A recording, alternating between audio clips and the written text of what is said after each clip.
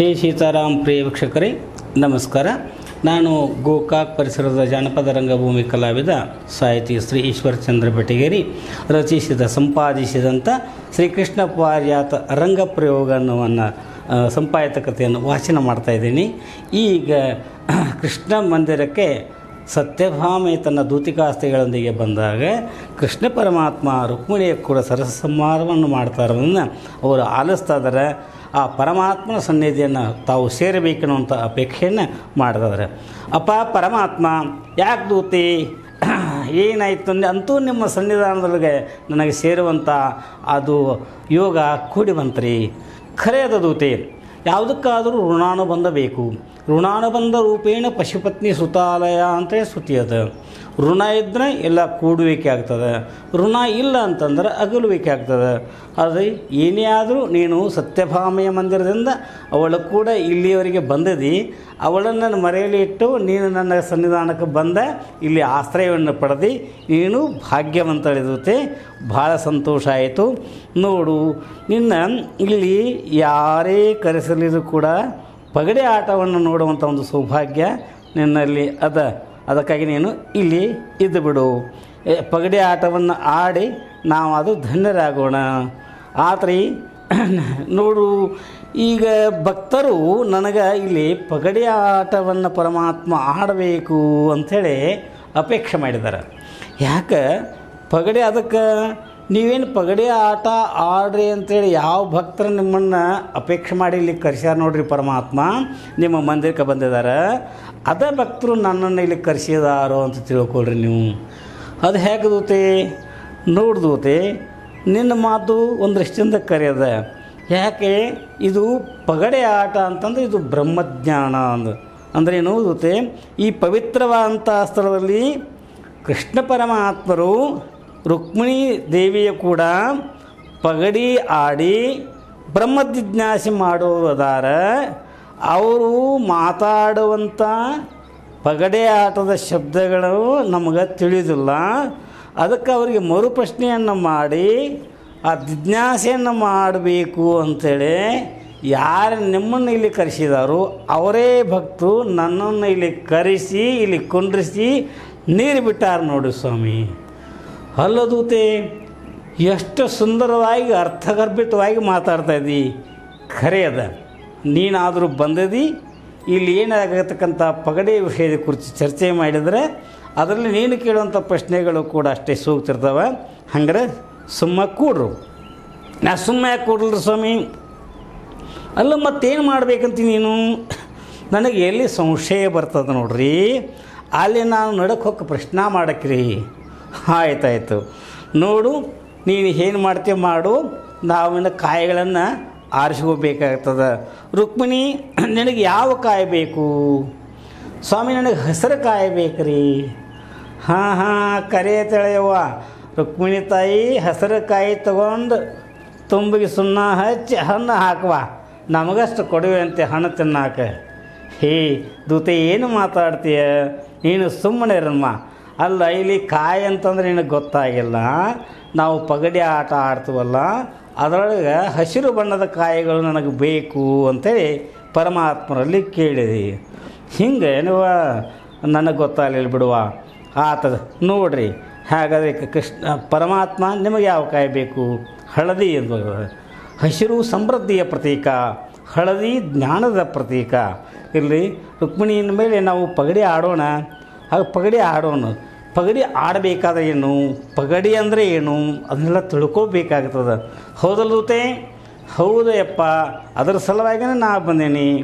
ನೋಡು ಸ್ವಾಮಿ, ಒಂದು ಪ್ರಶ್ನೆ ಏನು ಬರ್ತದೆ ನನಗೆ ಸಂಶಯ. ಪರಮಾತ್ಮ ತಾವು ಪುರುಷರಿದ್ದು ಸ್ತ್ರೀಯಳ ಅಂತ ರುಕ್ಮಿಣಿ ದೇವಿಯ ಕೂಡ ಪಗಡಿ ಆಡ್ತಾ ಇದ್ರಿ ಅಲ್ರಿ, ಇದು ಸರಿ ಏನ್ರಿ ಸ್ವಾಮಿ? ದೂತೆ, ನಿನ್ನ ಮಾತು ಖರೆಯದ. ನೀನು ಸಾಮಾನ್ಯಳು ಇದ್ದ ಕಾರಣ ನಿನ್ನ ಬುದ್ಧಿಗೆ ಎಷ್ಟು ಗೋಚರ ಆಗ್ತದನೋ ಅಷ್ಟನ್ನು ಮಾತ್ರ ನೀನು ಪ್ರಶ್ನೆ ಮಾಡ್ತಾಯಿದ್ದಿ. ಇರಲಿ, ಸಂಶಯವನ್ನು ನಿವಾರಣೆ ಮಾಡುವುದನ್ನು ಕರ್ತವ್ಯದ. ನೀನು ಇವಳು ಸ್ತ್ರೀ ನಾನು ಪುರುಷ ಅಂತೇಳಿ ಭೇದ ಕಲ್ಪನೆ ಮಾಡ್ತಾಯಿದ್ದಿ.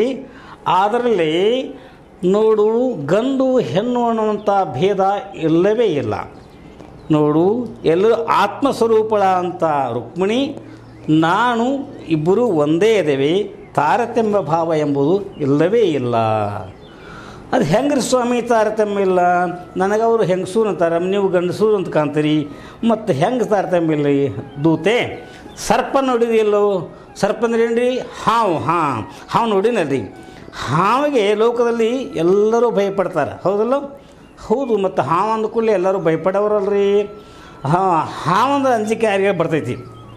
ಆದರೆ ಅದೇ ನಾಗಾವಳಿ ವಿದ್ಯೆ ಅಂದರೆ ಗರುಡ ವಿದ್ಯೆಯನ್ನು ಬಲ್ಲಂಥ ಆ ಗಾರುಡಿಗೆ ಏನಾಗ್ತದಂದ್ರೆ ಹಾವನ್ನು ಸಹಜವಾಗಿ ಆಟ ಆಡಿಸ್ತಾನೆ, ಅದನ್ನು ಕೈಯಾಗ ತಗೋತಾನೆ, ಕೊಳ್ಳಾಗ ಸುಚ್ಕೋತಾನೆ, ಹೇಗೆಲ್ಲ ಮಾಡಿ ಆತ ಏನು ಆಟ ಆಡಿಸ್ತಾನೆ. ಹಂಗೆ ನಾನು ಬ್ರಹ್ಮಸ್ವರೂಪಿಯಾಗಿರುವುದರಿಂದ ನನಗೆ ಸ್ತ್ರೀ ಪುರುಷ ಅನ್ನುವಂಥ ಭೇದ ಇಲ್ಲವೇ ಇಲ್ಲ.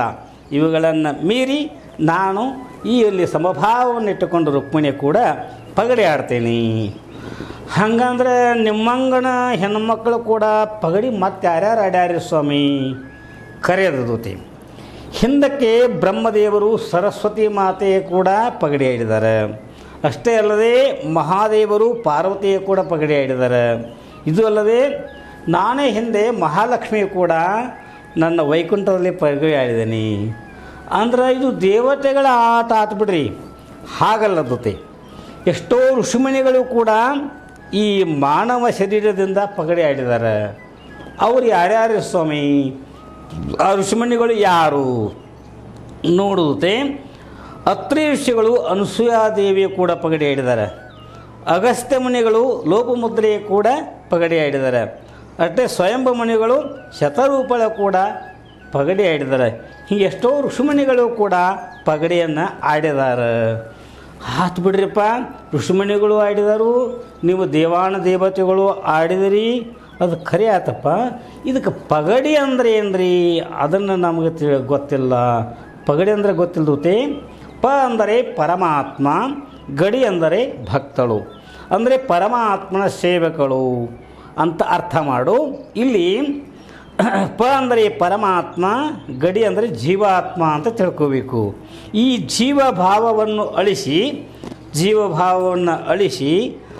ಜೀವಾತ್ಮ ಇದ್ದನು ಪರಮಾತ್ಮನನ್ನು ಸೇರುವುದೇ ಈ ಪಗಡಿಯ ಲಕ್ಷಣ ಅಂತ ಹೇಳ್ತದೆ. ಪಗಡಿಯ ಆಟದಲ್ಲಿ ಪಗಡಿ ತಿಳಿದು ನೋಡಿದರೆ ಬ್ರಹ್ಮಾನಂದದರೆ. ಪ ಅಂದರೆ ಪರಮಾತ್ಮ, ಗಡಿ ಅಂದಳು ಭಕ್ತಳು. ಈ ಪಗಡಿಯ ಆಟ ಮತ್ತು ಮನುಷ್ಯನ ಜೀವನದ ಆಟ ಎರಡಕ್ಕೂ ಸಾಮ್ಯತೆಯೇ ಅದತೆ. ಪರಮಾತ್ಮ ನಾವು ಆಡ್ತೀವಲ್ರಿ ಪಗಡಿ ಆಟ, ನಮ್ಮ ಆಟಕ್ಕೂ ಮತ್ತು ನೀವು ಆಡುವಂಥ ಈ ಆಟಕ್ಕೂ ಫರಕ್ ಏನದ ರೀ ದೂತೆ? ನಾವು ಆಡುವ ಪಗಡೆ ಆಟ ಬ್ರಹ್ಮಾನಂದದ್ದು, ನೀವು ಆಡುವುದು ಯಾವುದ್ರದ್ದು? ವಿಷಯಾನಂದಕ್ಕಾಗಿ. ಅಂದ್ರೇನು ರೀ ಸ್ವಾಮಿ? ನನಗೆ ತಿಳಿಲಿಲ್ಲರಿ. ವಿಷಯಾನಂದ ಅಂದ್ರೇನು, ಬ್ರಹ್ಮಾನಂದ ಅಂದ್ರೇನು? ನಾವು ದೂತೆ ಪಗಡಿ ಆಟದಲ್ಲಿ ಆಗುವಂಥ ಗೆಲುವುಗಳಿಗೆ ಒಮ್ಮೆ ಸೋಲಾಗ್ಬೋದು, ಒಮ್ಮೆ ಗೆಲುವು ಆಗುವುದು, ಅದಕ್ಕೆ ಮಹತ್ವ ಕೊಡುವುದಿಲ್ಲ. ಕೇವಲ ಆನಂದಕ್ಕಾಗಿ ಮಾತ್ರ ಆಡ್ತಾ ಇದ್ದೀವಿ.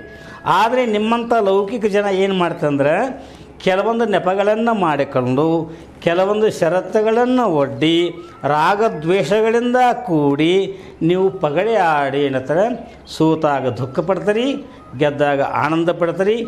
ಗೆಲುವು ಸೋಲುಗಳಲ್ಲಿ ಸಾಮ್ಯತೆಯನ್ನು ಇರಿಸಿಕೊಂಡು ಆಡುವುದು ಮಾತ್ರ ನಿಜವಾದಂಥ ಪಗಡೆ ಆಟ.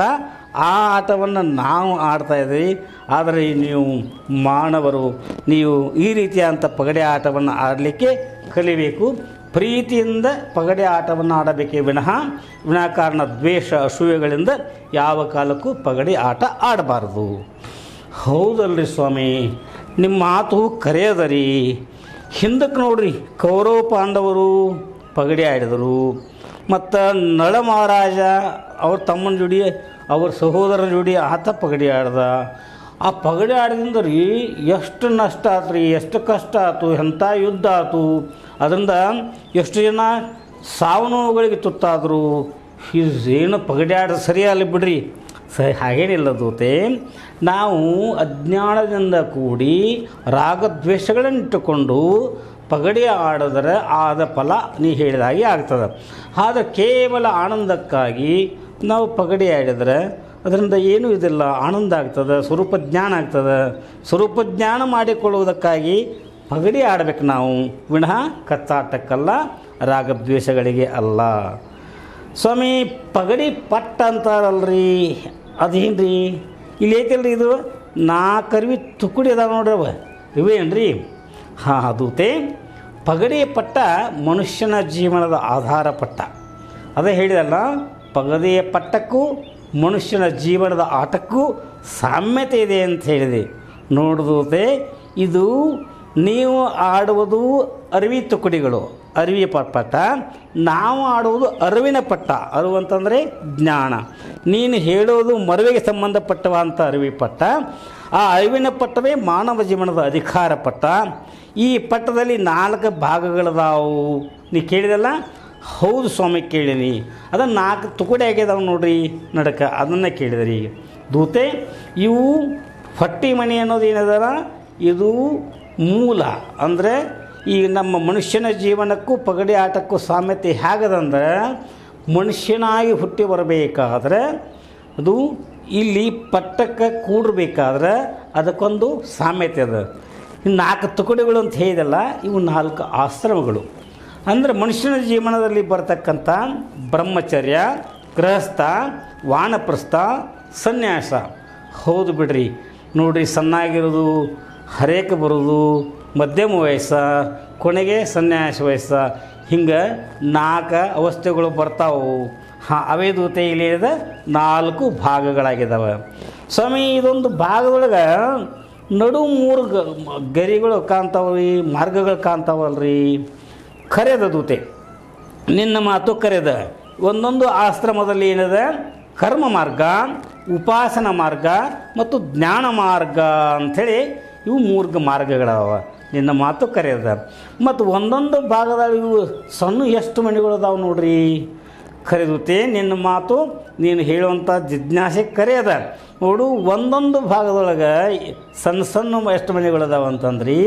ನೋಡ್ದೂತೆ ಎಷ್ಟು ಅದಾವಂತಂದ್ರೆ, ಒಂದರಾಗ 7, 7 3 21, 21 4 84 ಮಣಿಗಳದಾವೆ. ಅಂದರೆ ಈ 4 ಭಾಗಗಳಲ್ಲಿ ಕೂಡಿಕೊಂಡು 84 ಮಣಿಗಳದಾವೆ. 84 ಮಣಿಗಳಂತಂದ್ರೆ ಏನು? 84 ಲಕ್ಷ ಜೀವರಾಶಿಗಳ ಸಂಕೇತ. ಒಬ್ಬ ಮನುಷ್ಯ ಹುಟ್ಟಿ ಬರಬೇಕಾದ್ರೆ ಅವನು ಇರುವಿ 84 ಲಕ್ಷ ಜೀವರಾಶಿಗಳಿಗೆ ತಿರುಗಿ ಯಾವಾಗ ಪಾಪ ಪುಣ್ಯ ಸಮ ಆಗ್ತದನೋ ಆವಾಗ ಮನುಷ್ಯ ಜನ್ಮ ಪ್ರಾಪ್ತಿಯಾಗುತ್ತದೆ. ಅದಕ್ಕಾಗಿ ಏನಂತಂದರೆ 84 ಲಕ್ಷ ಜೀವರಾಶಿಗಳ ಸಂಕೇತವೇ ಇವು 4 ಭಾಗಗಳಿರ್ತಕ್ಕಂಥ ಇವು ಸಣ್ಣ ಸಣ್ಣ ಮಣಿಗಳತೆ. ಅದಕ್ಕಂತ ಹಿಂಗೆ ಮಾಡ್ಯಾರ, 21 ಮಣಿ ಮಾಡ್ಯಾರೇನ್ರಿ? ಹೌದವು 21 ಮಣಿಗಳನ್ನು ಮಾಡಿದ್ದು ಖರೆ ಅದ. ಅದು ಆಯ್ತು ರೀ. ಈ ಮಣಿಯೊಳಗನ ನಡಕ ಹಿಂಗೆ ಕತ್ತರಿಗತೆ ಮಾಡ್ಯಾರಲ್ರಿ, ಅವು ಏನು ರೀ? ಖರೆ ಅದ ದೂತೆ, ನೀವು ಒಳ್ಳೆಯ ಪ್ರಶ್ನೆಯನ್ನು ಮಾಡಿರ್ವಿ. ಅದು ನಡಕ್ಕೆ ಏನತ್ತಂದ್ರೆ, ಇವು 84 ಲಕ್ಷ ಜೀವರಾಶಿಗಳ ಸಂಕೇತ. ಇದು ಏನೈತಂದರೆ 84 ಮಣಿಗಳು. ನಡಕ ಏನಾಗಿದೆ ಅಂದರೆ ಅಲ್ಲಲ್ಲಿ ಕತ್ರಿ ಮಾಡಿದ್ದಾರೆ. ಕತ್ರಿ ಅಂತಂದರೆ ಗುಣಾಕಾರ ಚಿಹ್ನ ಮಾಡಿದ್ದಾರೆ. ಅಂಥ ಮಣಿಗಳು ಕೂಡ ಈ ಪ್ರತಿಯೊಂದು ಭಾಗಗಳಲ್ಲಿ ಅದಾವ. ಅವಕ್ಕೆ ಏನಂತಾರಂದ್ರೆ ಕಟ್ಟಿ ಮಣಿ ಅಂತಾರೆ. ಕಟ್ಟಿ ಮಣಿ ಅಂದರೆ ಏನು? ಹಾಗಾದರೆ ಹೇಳುತ್ತೇನೆ, ಕೇಳು.